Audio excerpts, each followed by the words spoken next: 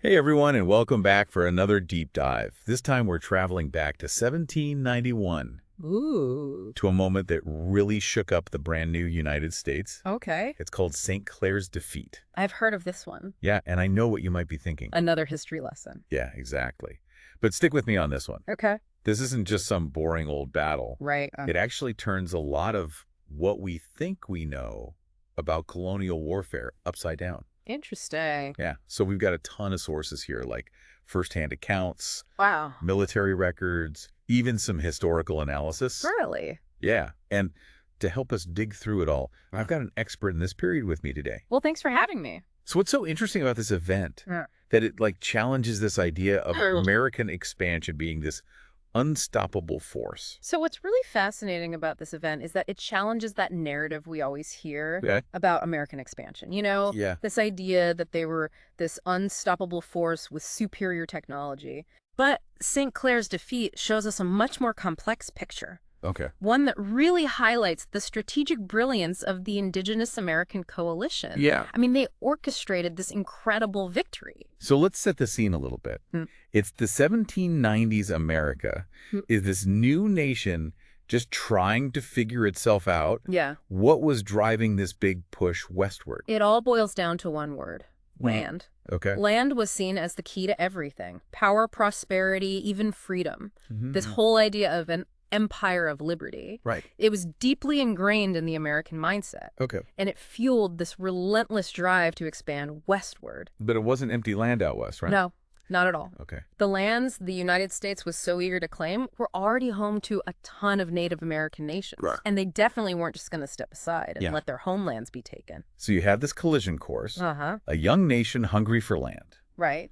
and the indigenous people who already live there. Yeah. So where does the U.S. Army fit into all of this? Well, that's where things get really interesting. Okay. After the Revolutionary War, the Continental Army, The one that fought for independence. yeah, that's the one they actually disbanded it. Why would they do that? Seems like you'd want to keep a strong army to protect this new nation. It's a strange thing, right? Yeah. But there was this deep suspicion of standing armies in the new republic. Really? Yeah, they had just fought a war to get away from British rule, Hmm. and many Americans saw a large, powerful military as a threat to their newfound liberty. So they chose to have a smaller, less experienced force instead. Exactly. And what did that mean for them? It had some big consequences. The U.S. Army was constantly underfunded, and they struggled with all sorts of logistical nightmares. Wow. Like, can you imagine soldiers heading into the wilderness with bad equipment, not enough supplies, and leadership that was full of problems? Not a good recipe for success. Not at all.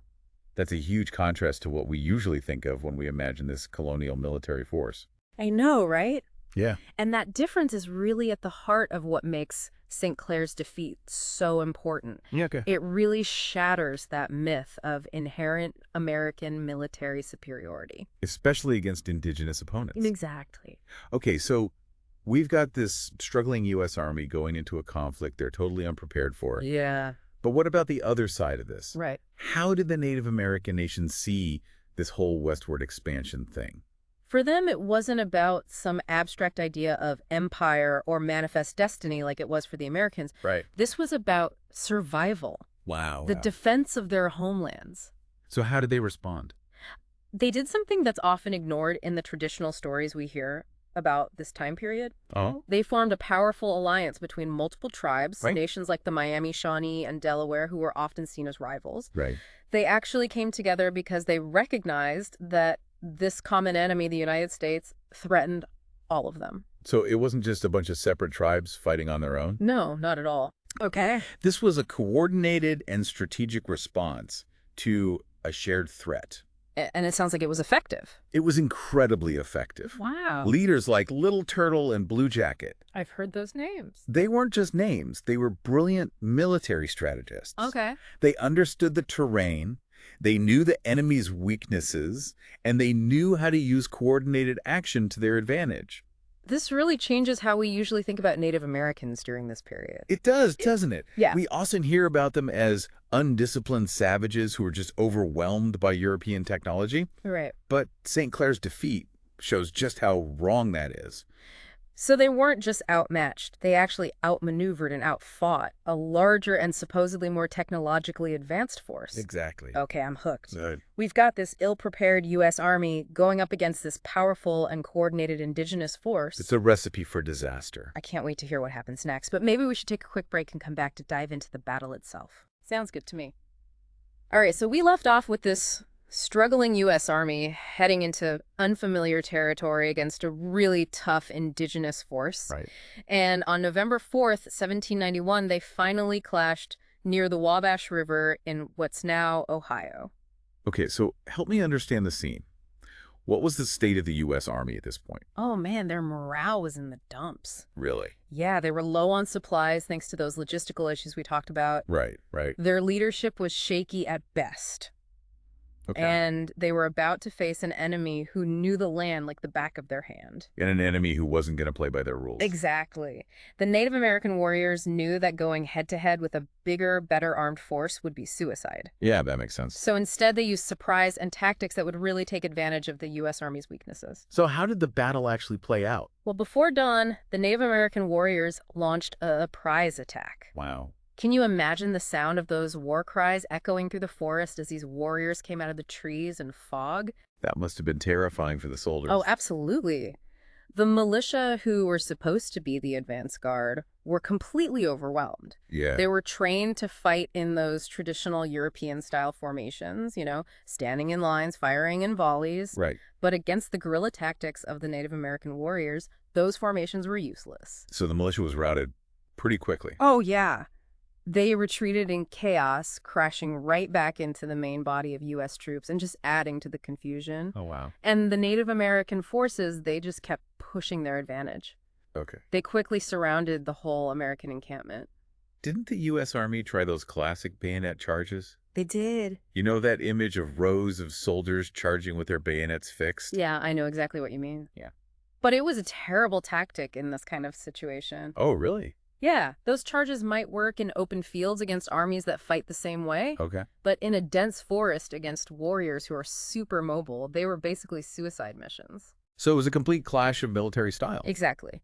The Native American warriors were masters of the forest. Yeah.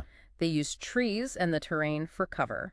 They would strike fast, then disappear, and then they'd pop up somewhere else.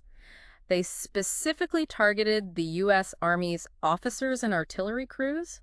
Why those groups? Well, by taking out the officers, they crippled the Army's ability to command. Makes sense. And by taking out the artillery, they basically nullified the U.S. Army's supposed advantage in firepower. It sounds like the U.S. Army was totally outmatched with their slow tactics and reliance on that traditional European-style warfare. They were, and the American forces who started out confident in their numbers and weapons were completely routed. Wow, what a defeat. It was devastating. It wasn't just a military loss, it sent shockwaves through the whole nation. I bet. It made them question everything they thought about their place in this whole westward expansion. Yeah, I can imagine. It must have been humiliating. What happened after? How did the U.S. government react to this? Well, the most immediate consequence was the loss of life. Right. Hundreds of American soldiers were killed, and many more were wounded. Awful. But the political fallout was huge, too. In what way? Well, everyone was pointing fingers, placing blame. Yeah. It actually led to the first congressional investigation in U.S. history. Wow, really? Yeah, they wanted to find out how the Army had been supplied, or really not supplied. Okay. And it uncovered a ton of corruption, cronyism, and mismanagement that had left St. Clair's Army vulnerable right from the start. So this wasn't just a military defeat, it was a political earthquake. Exactly. It exposed all these cracks in the foundation of this young nation. Makes you wonder, did anyone in the government see this coming? Were there people warning against this kind of aggressive expansion? There were. Even before St. Clair's defeat, there were people questioning the idea of pushing so hard into Native American territory. They thought a more diplomatic approach was better, respecting treaties and recognizing indigenous rights. But it sounds like those voices were drowned out by the desire for land and expansion. They were. And that's one of the saddest parts of this whole story. Yeah. St. Clair's defeat could have been a wake-up call. Right. A chance for the U.S. government to rethink how they treated Native Americans. Instead, they doubled down on military force. They did. So this defeat, which showed everyone how weak the U.S. Army was and how smart the Native American coalition was, actually led to a stronger military.